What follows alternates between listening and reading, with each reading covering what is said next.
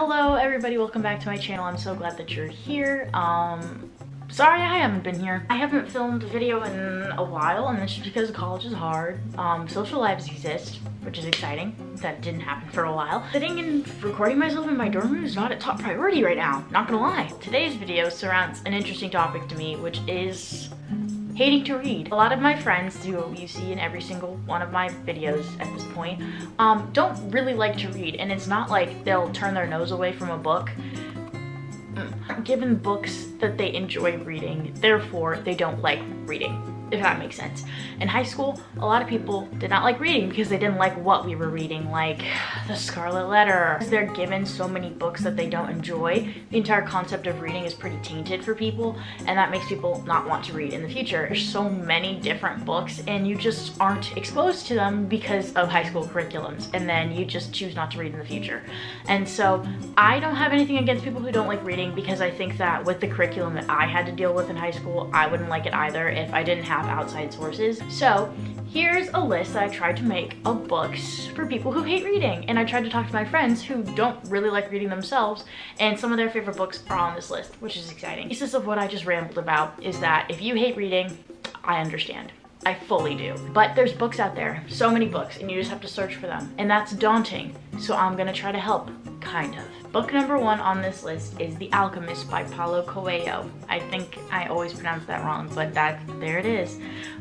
So I picked this book because it is about a young man who goes on a journey to try to find an alchemist, and honestly, he figures out that along the way that the journey is much more important than the outcome and the destination, and he learns a lot of life lessons, and there's a lot of really valuable quotes that are throughout the story. And I love this book, and I recommend this book because I read it at like a very turning point in my life. I was about to graduate high school. Every person I've talked to about this book says the same thing, that they didn't necessarily like the book, but the ideas and the meaning that came out of it was very worthwhile to them. So that's why I picked this book. So it's like more of a conversation book than sitting for enjoyment, if that makes sense. But I've had really great conversations with people because of this book, so that's why I put it on. The next book I have is Lord of the Flies by William Golding. If you went to an American high school, I would say odds on you've read this. I don't know, every person that I've talked to in college, and we're all from everywhere in the country, have read this book, which is kind of interesting to me. I really enjoyed it, and again, when I talk to people, they all enjoyed it too.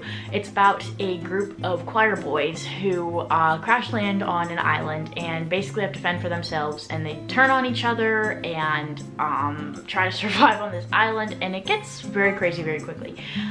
It's a symbolic story, allegorical story, I guess you could say, but God, it's interesting. I think there's a movie. I didn't really like the movie. I like the book better. It makes you think about what group you would be a part of. If you would go like savage, or if you would try to be civilized and make a society on the island like Ralph. I don't know. I don't really know what I would do. I think I would be with Ralph. Jack scares me. Like, I can't do that. The next book on the list, My Sister the Serial Killer, and this is by Oyin Braithwaite. This book is... Naya recommended me this book. She gave it to me, and it was crazy. It's about this woman who has a younger sister who is a serial killer, and no one really knows that. She claims that she kills them in a way of self-defense, but really she just likes to kill men. And the older sister cleans up after her every time, except this time the man that the younger sister wants to kill is the older sister's love interest. Well, not really love interest. He doesn't really pay attention to her. It's more of like, I have a crush on you, and he's into the little sister, and she's like, hey, wait, she's gonna kill you, and the guy's like, oh, you're just jealous. And so, you know, what's gonna happen next? Is she just gonna stand by and let her kill him, or is she finally gonna take a stand against her sister? Who knows? It's very quick chapters, and it's a quick book overall. It's pretty short, and again, it's like, what would I do if I found out my brother was a serial killer? I'd probably snitch. The next book on this list is The Inheritance Games, and this is by Jennifer Lynn Barnes. This book is Knives Out. Extremely wealthy family, and the oldest man in the family dies, leaves the inheritance to someone who is not a part of the family. It's a random girl, and the rest of the family is like, who is she? Let's kill her. Well, not all of them want to kill her, some of them do, but it's basically that, and they've got to solve riddles to figure out what the inheritance is. He loved riddles, and so they all have to figure it out, and you kind of get to solve it along with them. I really like this book. I read it on one plane ride, California to Michigan or something like that. Like, it was a pretty quick flight and I finished it. The synthesis of this is that if you like Knives Out, I think you'll love this book. I loved it, and I'm very excited for the sequel that's coming out this year. The next book is Little Fires Everywhere by Celeste Ng. Now, I put this on the list because I know that a lot of people love the show, and I think that the book is interesting. It's similar to the show, obviously, but I think that there's nuances of the book that weren't really brought onto the show that I feel like if I talked about would be a little bit spoilery, but I think that it's good to watch stuff and read it, if that makes sense. Little Fires Everywhere surrounds a suburb of Cleveland, Ohio. I think it's called Shaker Heights, I can't remember. But they're in Shaker Heights. There's Mia, who is the single black mother, and then there's Elena, who's the white mother. And so Mia and her daughter move in with Elena's family, and there's obviously a financial difference. And then a family friend of Elena's adopts a Chinese American child, and there's like a custody battle, and the two moms are put on either sides of the argument. The book surrounds like identity and suburbia and race, and the kids got their own craziness going on, and I just really love this book. I think it's very wonderful. I'm actually gonna reread it soon for another video. The next book is, spoiler alert, and this is by Olivia Dade.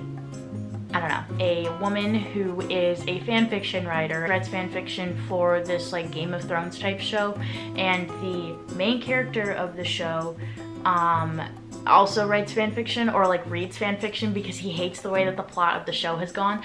The girl wins a date with him, and she meets him in real life, and like they fall in love in real life, but he figures out that she's the one who wrote the stuff, and she doesn't know that he knows. Ends up with the guy she writes fan fiction about, and he knows and she doesn't, and he doesn't want to let her know, but he's in love with her, and she doesn't know that he's keeping this big secret from her. Just read it, guys. It's really good. Coming from someone who used to write fan fiction on Wattpad, this was a dream come true, not gonna lie. This one is called The True Meaning of Smackday. Now, I've never read this book. This is actually my friend Nina's favorite book, and she always tells me about it, and so I put this on the list because Nina does not like reading, and she loves this book, which says something, you know? When 12-year-old Tip Tucci is assigned to write 5 pages on the true meaning of Smackday for the National Time Capsule Contest, she's not sure where to begin. When her mom started telling her everything about messages aliens were sending through a mole on the back of her neck, maybe on Christmas Eve, when huge bizarre spaceships descended on Earth and the aliens, called Boov, abducted her mother, or when the Boov declared Earth a colony, renamed it Smeckland, and forced all Americans to relocate to Florida via rocket pod? I don't know. I really don't know. It's an alien book, and I don't know. It sounds interesting. I'm gonna read it for Nina, but it's something, right?